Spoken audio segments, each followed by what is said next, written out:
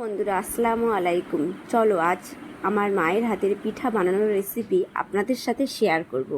আমার মা পিঠা বানানোর মাস্টার। মাকে বলি কবে পিঠা বানাবে, তো আজকে অবশেষে সময় হলো। তো তোমরা বুঝতে পারছো এই রেসিপিটা কত সুস্বাদু হতে চলেছে। আর যারা নতুন রাঁধুনি এই রেসিপিটা ফলো করে ইনশাআল্লাহ তারা পিঠা ভালো বানাবে, এমন নরম তুলতুলে। বোলের মধ্যে হালকা গরম জলের সঙ্গে চিনি গুলে নিয়েছি। তার সাথে দেয়া হচ্ছে ময়দার আটা 1 কাপ পরিমাণ, আর হাফ কাপ সুজি দিলাম।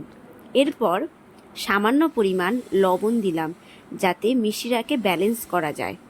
আরও 2 কাপ ময়দা দেয়া হলো যাতে ব্যাটারটা সুন্দর ও ভালোভাবে তৈরি হয়।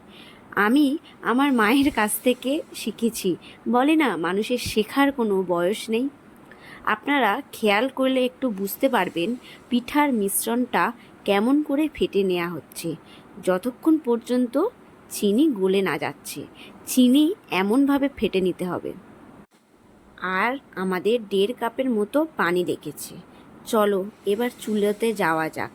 আমরা গ্রামে থাকি, তাই তোমরা বুঝতেই পারছো আমরা রান্না করি মাটির চুলা। কি সুন্দর পিঠা হয়েছে তো দেখতে পাচ্ছ। আলহামদুলিল্লাহ, প্রথম পিঠা কত সুন্দর হয়েছে।